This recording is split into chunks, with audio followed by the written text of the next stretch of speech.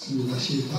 그러므로 이제는 여호와를 경외하며 온전한 과 진실함으로 그를 섬기라. 너희의 조상들이 강 저쪽과 애굽에서 섬기던 신들을 치워버리고 여호와만 섬기라. 만일 여호와를 섬기는 것이 너희에게 좋지 않게 보이거든 너희 조상들이 강 저쪽에서 섬기던 신들이든지 또는 너희가 저주하는 땅에 있는 아모리족 속의 신들이든지 너희가 섬길 자를 오늘 선택하라. 오직 나와 내 집은 여호와를 섬기노라. 아멘. 이 시간 지혜로운 선택 첫 번째 여호수아편 이장일 목사님 나오셔서 말씀 주실 때 은혜 되시기 바랍니다. 아멘. 샌프란시스코 출신의 시인 로버트 프로스트라는 사람이 있습니다. 이 사람이 쓴 유명한 시가 있는데 제목은 가지 않은 길이라는 제목의 시 한 편을 소개합니다. 노란 숲속에 길이 두 갈래로 나 있었습니다. 나는 두 길을 다 갈 수 없는 것에 안타깝게 생각하면서 오랫동안 서서 그 길이 꺾여진 곳을 바라볼 수 있는 데까지 멀리 바라보았습니다. 그리고 똑같이 아름다운 다른 길을 선택했습니다. 그 길에는 풀이 더 나 있었고 사람이 걸은 흔적이 적어 아마 더 걸어야 될 길이라고 나는 생각했던 것 같습니다. 그 길을 걷게 되면 그 길도 거의 같아질 것이지만 훗날에 나는 어디선가 한숨을 쉬며 이야기할 것입니다. 숲속에 두 갈래 길이 있었다고. 그런데 나는 사람이 적게 간 길을 선택하였다고.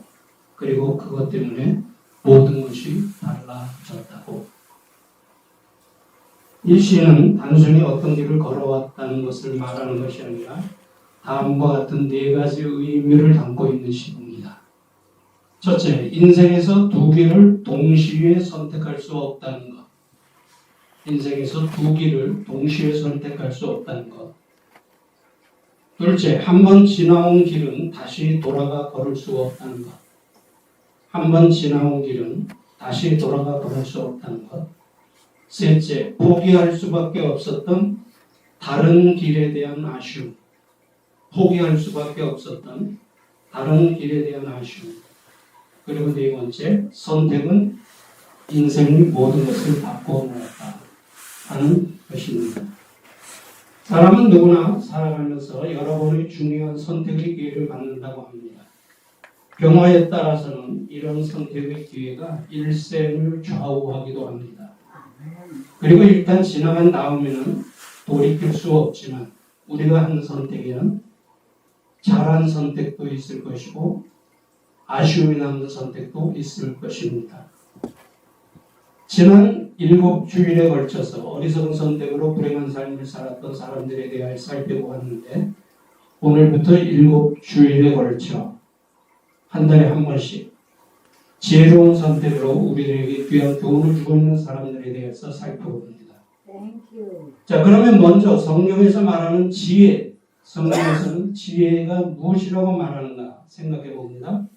우리가 잘 아는 잠언 9장 10절 여호와를 경외하는 것이 지식의 근본이요 거룩하신 자를 아는 것이 명철이니라 그런 말씀이 있습니다.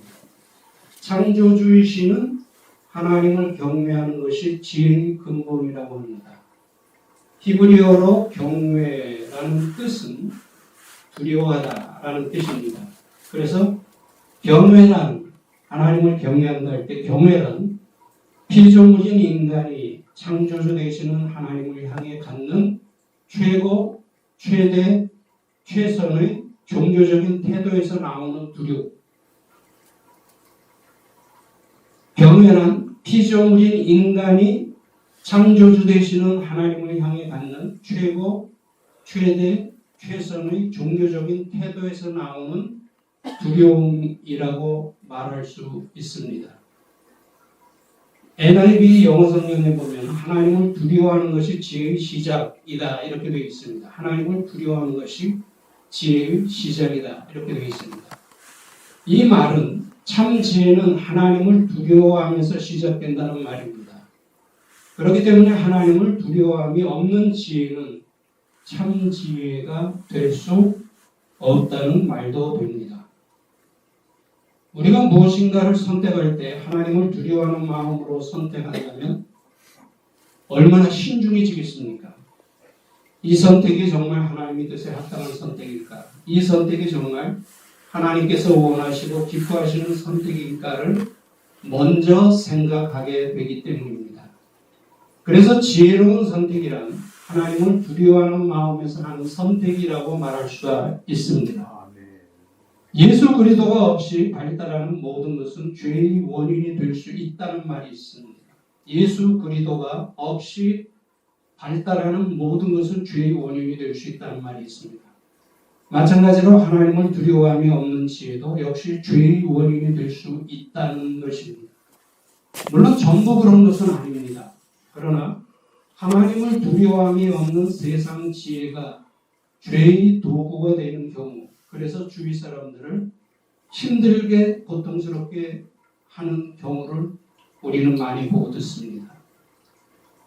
야곱의 일행 70명이 애굽으로 내려간 지 약 430년 만에 민족 공동체를 이루게 됩니다.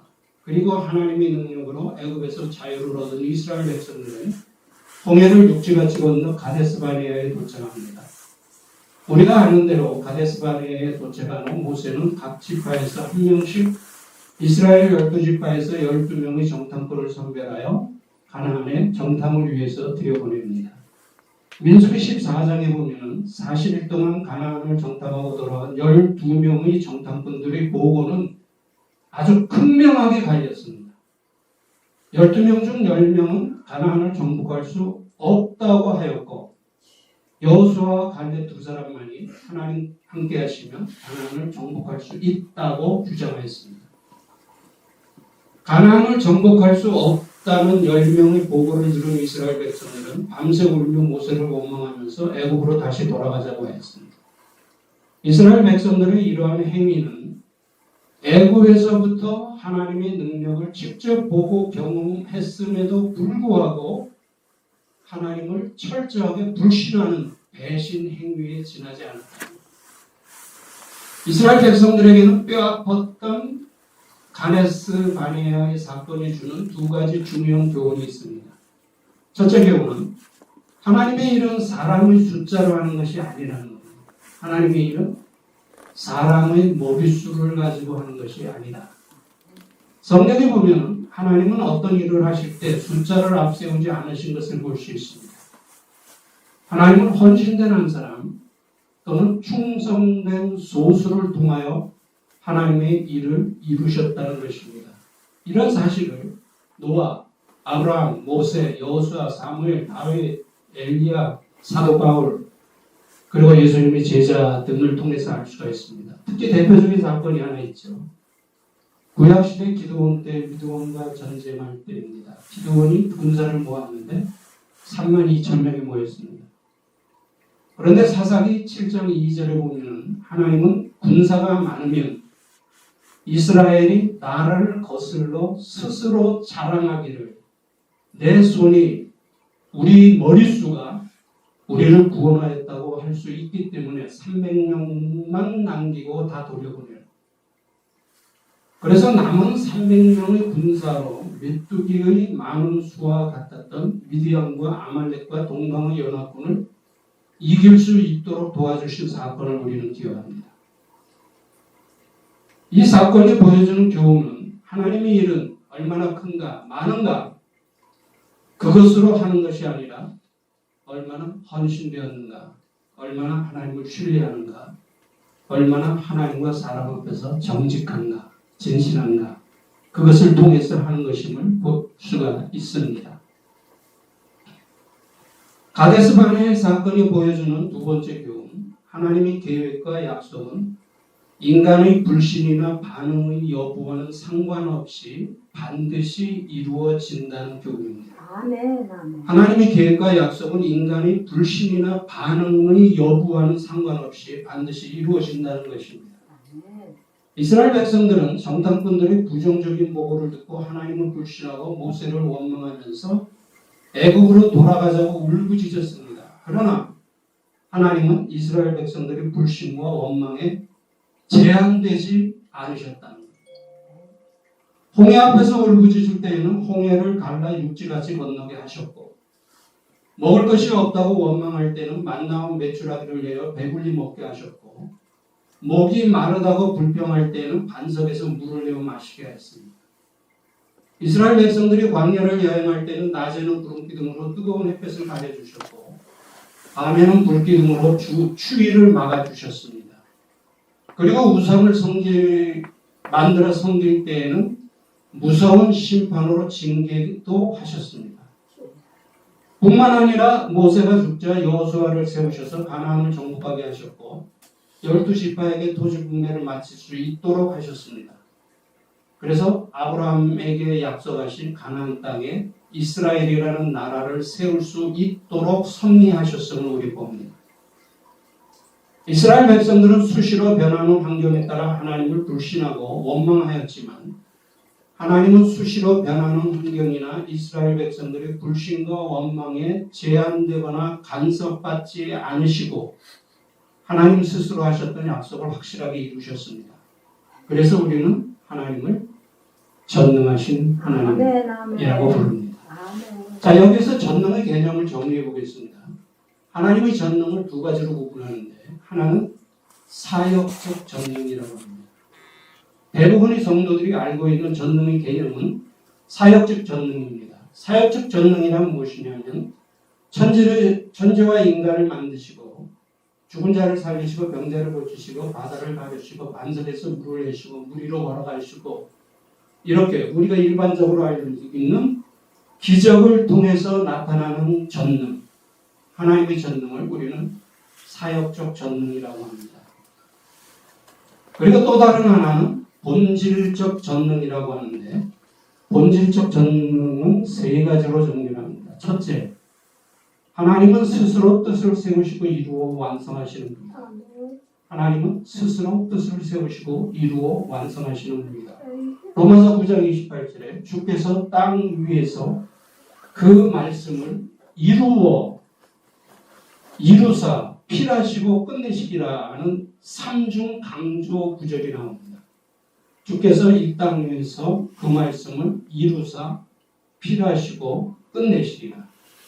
그다음에 본질적 전능의 두 번째 의미는 하나님은 하나님의 뜻을 이루어 가시는 과정에서 어느 누구의 간섭이나 어떤 상황의 제한도 받지 않으시는 분이라.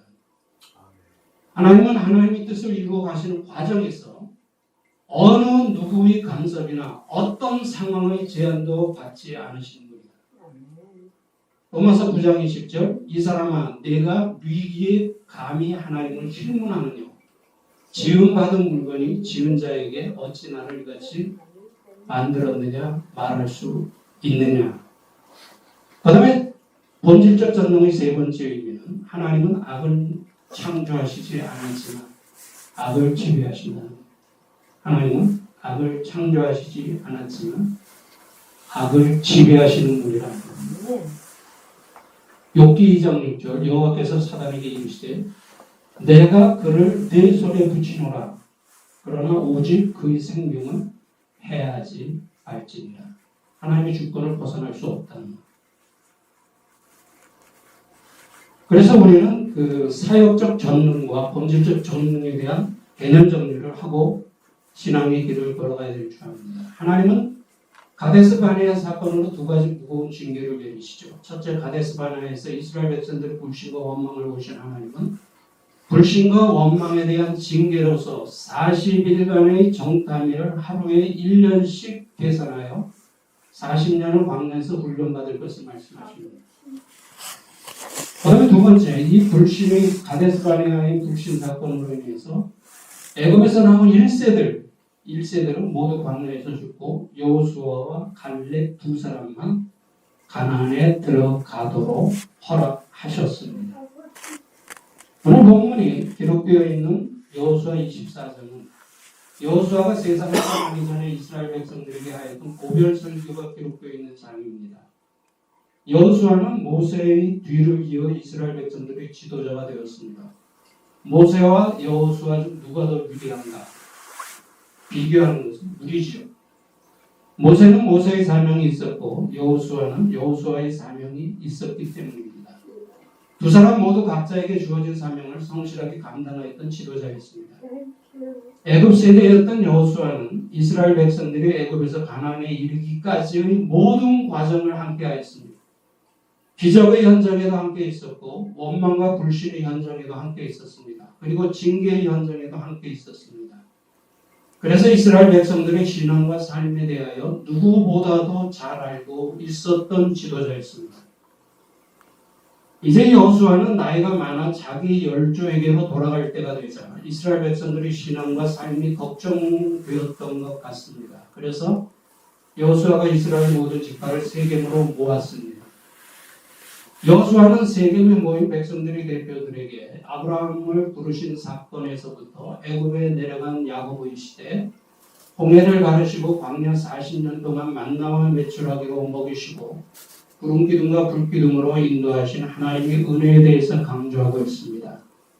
여호수아가 이스라엘 백성들에게 한 고별 설교의 핵심입니다. 너희 선결자를 오늘날 택하라. 오직 나와 내 집은 여호와를 섬기노라. 이 말은 살아계신 하나님과 우상, 참신과 거짓신 중에 하나를 선택하라는 촉구입니다. 어느 신을 선택하느냐에 따라 개인과 민족의 미래가 결정되기 때문입니다. 그래서 시편 기자는 시편 33편 12절에서 여호와를 자기 하나님으로 삼은 나라 곧 하나님의 기업으로 선택된 백성은 복이 있다고 말하고 있습니다. 실제로 하나님을 선택하여 복받은 나라와 성도들이 역사 속에 얼마나 많습니까? 평생 동안 하나님을 절대 신뢰하였던 여호수아는 14절에서 이스라엘 백성들이 반드시 지켜야 할 신앙의 4가지 원칙에 대해서 강조합니다. 우리는 여호수아의 설교에 귀를 기울여야 합니다. 왜냐하면 지금부터 3,500여 년 전이라는 시간의 차이와 광야 시대와 오늘이라는 공간의 차이는 있지만 우리도 이스라엘 백성들이 섬겼던 창조주 하나님을 섬긴다는 것과 하나님을 섬기는 신앙의 기본적인 원리는 같기 때문이라는 말입니다. 여호수아가 강조한 첫 번째 원칙, 여호와를 경외하며. 여호와를 경외하며. 경외라는 단어의 1차적인 의미는 두려워하다는 말 의미로서 피조물인 인간이 창조주 되시는 하나님 앞에서 가져야 할 최고, 최대, 최선의 종교적 태도에서 나오는 두려움이라고 했습니다. 인간의 고난은 하나님의 명령에 불순종한 죄로부터 시작됩니다. 그런데 불순종은 하나님을 두려워하지 않는 것으로부터 나온다는 거예요. 인간의 고난은 하나님의 명령에 불순종한 죄로부터 시작되고 불순종은 하나님을 두려워하지 않는 것으로부터 시작된다는 거예요. 하나님을 두려워하지 않는 것에 뿌리가 있습니다. 하나님을 두려워하지 않는 것에 뿌리가 있습니다. 그것이 바로 교만입니다. 교만. 그러니까 불순종은 교만에서 나온다. 하나님을 두려워하지 않는 것도 교만에서 나온다. 우리가 정말 하나님을 경외한다면 하나님의 말씀에 순종하는 삶과 죄를 두렵게 생각하는 삶을 살아야 합니다. 그러면 성경에서 하나님을 경외하였던 3사람을 살펴봅니다. 첫째 아브라함입니다. 창세기 22장 12절에 하나님의 명령에 순종하여 모리아산에서 아들 이삭을 번제로 드리려고 하였던 아브라함에게 하신 하나님의 말씀이 있습니다. 이제야 내가 하나님을 경외하는 줄을 아노라. 이제야 네가 하나님을 경외하는 줄을 아노라. 하나님을 경외하는 아브라함에게 있어서 하나님의 말씀은 절대 선이었습니다. 절대 선이었기 때문에 이것저것 생각해보거나 망설이거나 타협하지 않고 하나님의 말씀에 즉각 순종하였던 것입니다. 두 번째 요셉입니다. 창세기 39장 9절 요셉은 보디발의 아내의 끈질긴 유혹에 이렇게 반응합니다. 내가 어찌 이 큰 악을 행하여 하나님께 득죄하리까? 내가 어찌 이 큰 악을 행하여 하나님께 득죄하리까? 그리고는 겉옷을 벗어버리고 도망갔습니다. 하나님을 경외하는 요셉에게 있어서 하나님은 절대 선이었고 죄는 절대 악이었기 때문에 죄를 두렵게 생각하여 죄로부터 멀리 도망하였다는 거예요. 하나님은 절대 선이었고 죄는 절대 악이었기 때문에. 그 다음에 세 번째 고넬료입니다. 고넬료는 로마의 백부장이었던 이방인이었는데 사도행전 10장 2절에 보면 그가 경건하여 온 집으로 더불어 하나님을 경외하였다 이렇게 나와 있습니다. 그가 경건하여 온 집으로 더불어 하나님을 경외하였다. 이방 문화 속에서 태어나 뼛속까지 이방인이었던 고넬료가 온 집으로 더불어 하나님을 경외하게 된 배경에 대해서는 우리가 알 수 없습니다. 그런데 한 가지 분명한 사실은 고넬료는 하나님의 선민이라고 자랑하던 유대인들보다 더 신실한 신앙을 가지고 있었다는 사실입니다. 그래서 고넬료는 요파에 있는 베드로를 초청하라는 천사의 지시에 즉시 순종합니다. 그와 동시에 하나님은 베드로에게 하늘이 열리고 각종 더러운 짐승들이 보자기에 쌓여 내려오는 환상을 3번씩이나 보여주시죠. 유대인들의 전통에 의하면 하늘은 하나님이 계신 지극히 거룩한 곳이기 때문에 하늘이 열렸다는 것, 그리고 하늘에서 각종 더러운 것이 내려왔다는 것은 죽어도 받아들일 수 없는 사건입니다. 그런데 이 환상은 이방인을 무시하던 유대인들의 전통이, 이러한 전통이 받아들일 수 없는 전통이 하나님의 뜻이 아니라는 것을 보여주는 상징적 환상이었다는 거예요. 그런데 이 사건의 중심에 고넬료가 있었다는 거예요. 이방인 고넬료가 있었다는 거예요. 이 환상을 통해서 보아야 할 것은 이방인이었던 고넬료를 위해서 수천 년 동안 생명을 걸고 지켜온 유대인들의 잘못된 전통을 깨뜨리시는 하나님의 마음과 뜻입니다. 이걸 보지 못하면 고넬료의 사건에서 얻을 수 있는 중심교훈을 놓칩니다. 이방인 고넬료 한 사람을 위하여 수천 년 동안 지켜내려온 유대인이 잘못된 전통을 깨뜨리시는 하나님의 마음과 뜻. 이 사건 이후에 안디옥 교회가 역사의 무대에 등장하게 됩니다. 그리고 바울과 바나바를 통한 이방인 선교가 고넬료의 사건 이후에 본격적으로 시작이 됩니다. 그래서 이방인이었던 고넬료가 기독교 선교 역사의 한 획을 긋는 중요한 인물이었음을 보여주는 사건이라는 것입니다. 하나님을 경외하는 아브라함의 신앙은 하나님의 말씀에 절대 순종하는 모습으로 나타났습니다. 그 결과 믿음의 조상으로 모든 민족을 위한 복의 통로가 될 수 있도록 축복하셨습니다. 하나님을 경외하는 요셉의 신앙은 범죄를 두려워하는 모습으로 나타났습니다. 그 결과 고대 역사의 강대국이었던 애국의 총리가 될 수 있도록 높여주셨습니다. 하나님을 경외하는 고넬료의 신앙은 베드로를 초청하여 말씀을 겸손히 경청하는 모습으로 나타났습니다. 그 결과 유대인과 이방인 사이를 막고 있었던 두꺼운 담을 무너뜨리시는 환상을 통해 기독교 선교 역사의 중요한 인물로 높여주셨다는 사실입니다. 이스라엘 공동체 안에서 태어나 이스라엘 민족의 신앙과 삶에 대하여 평생을 두고 보았던 여호수아는 이스라엘 백성들의 불신과 원망의 원인은 하나님을 두려워하지 않았기 때문이라고 보았던 것 같습니다. 그래서 마지막 설교에서 첫 번째로 하나님을 경외하라, 즉 하나님을 두려워하라고 권면하고 있다고 볼 수 있습니다. 여호수아가 이스라엘 백성들에게 강조한 두 번째 신앙의 원리, 성실과 진정으로 그를 섬기고, 성실과 진정으로 그를 섬기고. 예수님은 마태복음 22장 37절에서 내 마음을 다하고 목숨을 다하고 뜻을 다하여 주 너희 하나님을 사랑하라고 말씀하십니다. 마음을 다하고 목숨을 다하고 뜻을 다한다는 말씀과 성실과 진정으로라는 말씀은 같은 의미로 볼 수가 있습니다.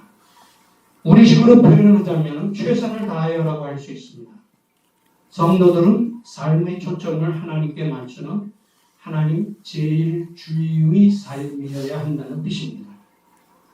우리는 예수님께서 십자가로 놔두시고 제자들과 마지막 만찬을 잡수실 때 값비싼 향유를 가지고 나와 예수님이 머리에 부은 어떤 여자의 이야기를 잘 알고 있습니다. 예수님께 대한 감사의 마음을 이런 모습으로 표현하였습니다. 이 여자의 마음을 성실과 진정의 마음이라고 말할 수 있을 것입니다. 예수님 당시 유대 종교 지도자들은 수천 년 동안 지켜온 유대 공동체를 예수님이 무너뜨린다는 위기의식을 갖게 됩니다. 그래서 예수님을 죽이기로 결정했는데 자기들이 가지고 있었던 유대 종교법으로는 죽일 수가 없었습니다. 왜냐하면 예수님 당시 사형 결정권은 오직 총독에게만 있었기 때문입니다.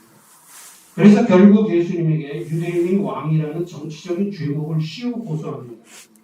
그러면 빌라도는 예수님이 죄가 없음을 알고 예수님을 석방하려고 하죠.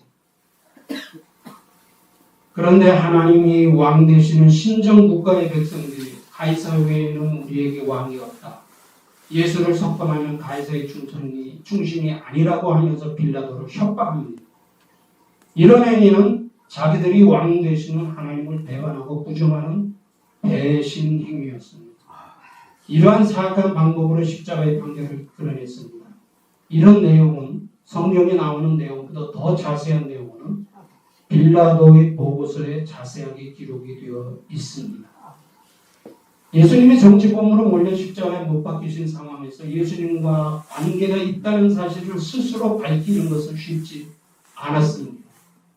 그 정도로 두려웠던 분위기 당시 분위기였습니다.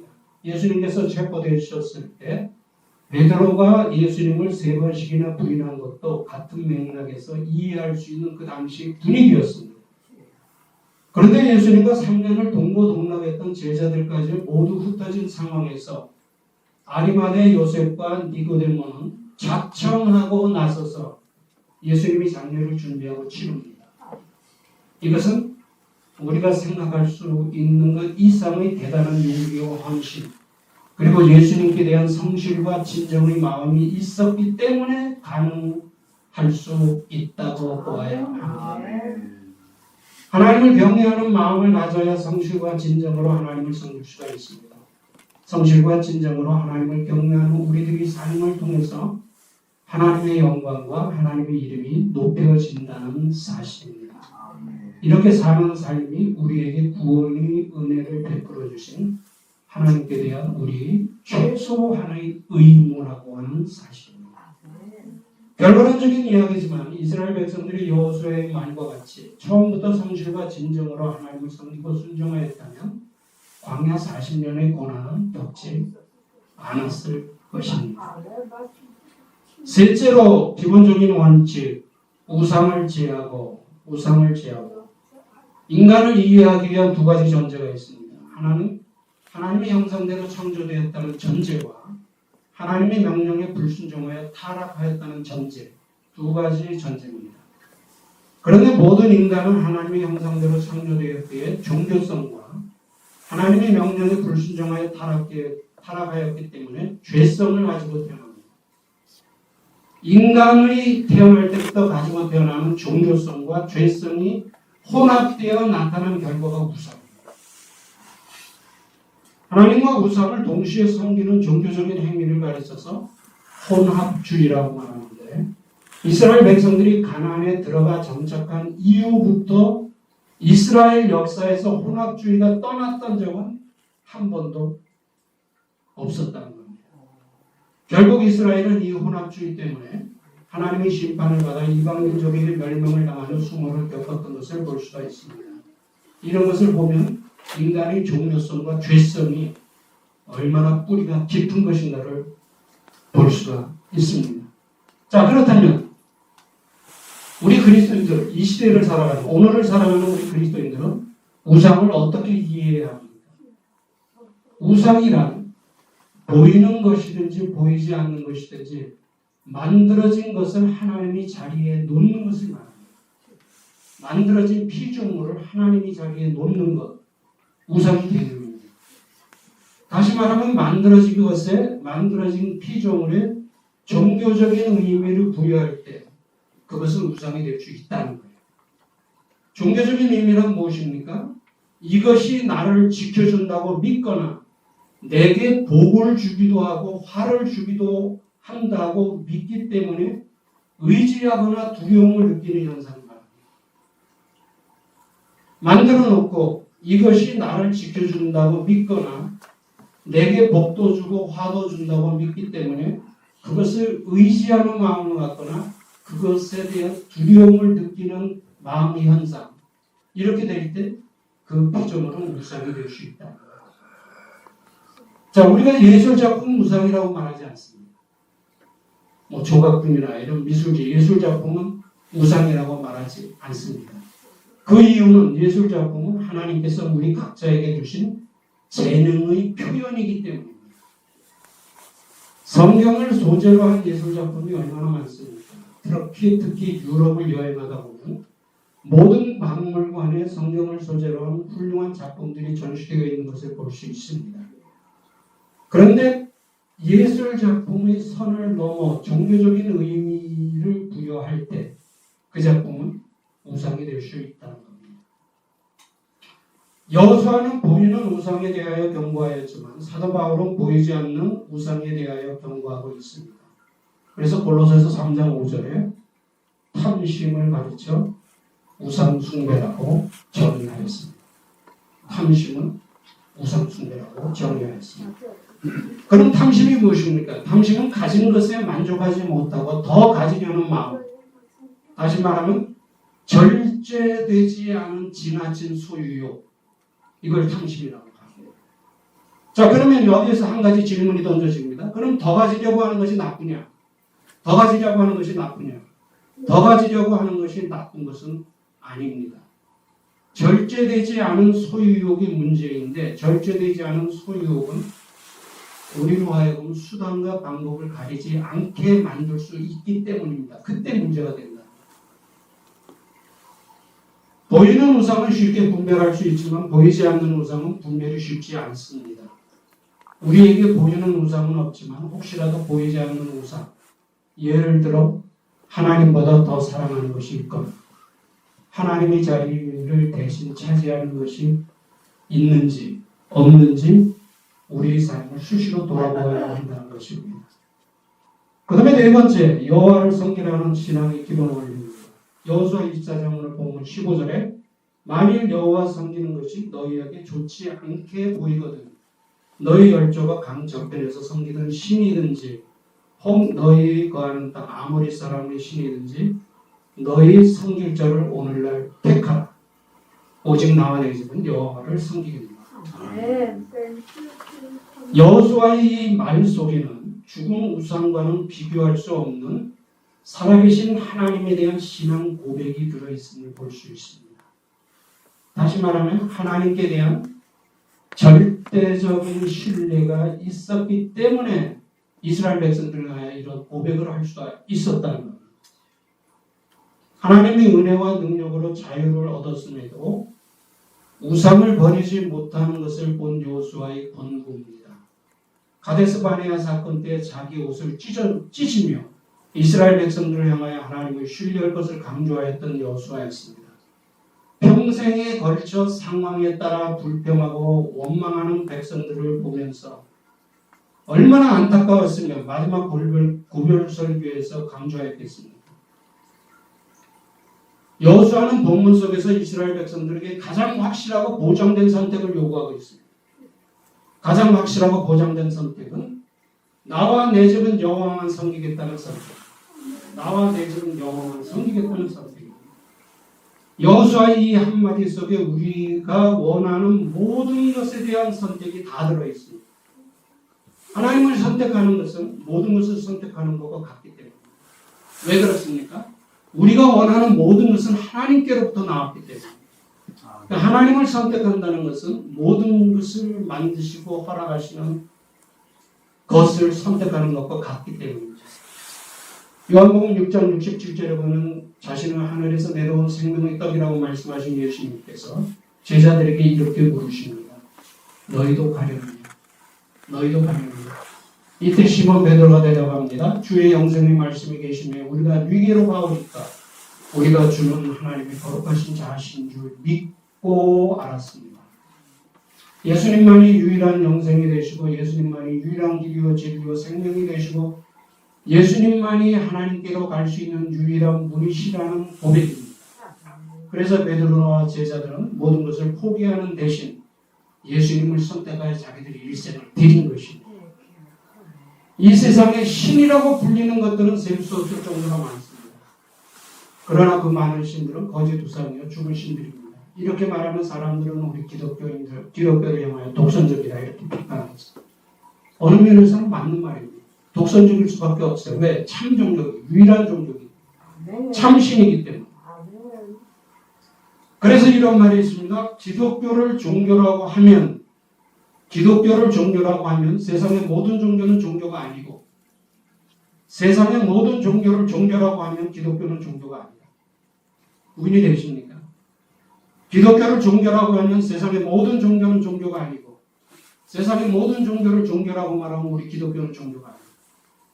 이 말의 의미는 기독교와 세상의 모든 종교는 시작부터 완전히 다르다는 의미입니다. 세상의 종교는 인간들이 신을 만들어 놓고 찾아가는 형식입니다. 인간들이 신을 만들어 놓고 그 신을 향하여 찾아가는 형식이에요. 그리고 인간이 만들었다는 것은 무슨 뜻입니까? 인간이 만들었다는 것은 인간의 수준을 얻지 못한다는 겁니다. 어떤 사람들은 이렇게 말합니다. 그 말이 얼마나 어리석은 말이 무지한 말인지 모르고 하는 사람들이 많이 있어요. 성경은 이해가 안 되고 하나님은 내가 이해할 수 없기 때문에 믿지 못하겠다. 여러분 그 말이 굉장히 무지한 말입니다. 왜냐하면 인간이 이해할 수 있고 인간이 설명해서 받아들일 수 있다면 그분은 그 신은 인간 수준밖에 안 되는 거예요. 이해가 안 되기 때문에 믿을 수 있기 때문에 하나님은 절대적이신 분이고 전능하신 분이고 영원하신 분이라는 거예요.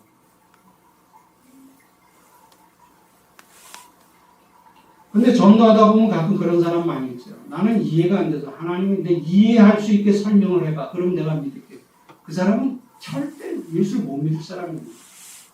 이해가 된다는 것은 인간의 수준을 벗어나지 못한다는 거예요.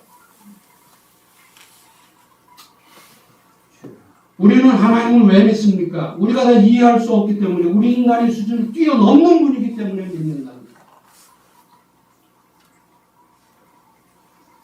그런데 기독교는 인간을 만드신 하나님께서 우리 인간을 찾아오심으로 시작했습니다. 시작부터가 다르죠. 내용이 다르죠. 결과가 다르죠. 우리는 이 세상에서 최고, 최대, 최선의 선택을 한 사람들입니다. 바로 창조자 되시는 하나님을 선택하였고 길과 진리와 생명 되시는 예수 그리스도를 선택하였기 때문에 여러분의 기회가 있는 선택이 있고 한 번의 기회가 있는 선택이 있습니다. 지혜로운 선택은 하나님을 경외하는 하나님을 두려워하는 마음을 쌓는 선택입니다. 그리고 지혜로운 선택은 우리의 삶과 신앙을 풍요롭게 해주는 지름길이 된다는 사실을 기억해야 합니다. 이제 여호수아가 고별절교로 가던 그 옛날의 현장으로 들어가고 있습니다. 여호수아가 우리에게 같은 질문을 던집니다. 나와 내 집은 여호와를 섬기겠노라. 그렇다면 당신과 당신의 집은 누구를 섬길 것인가?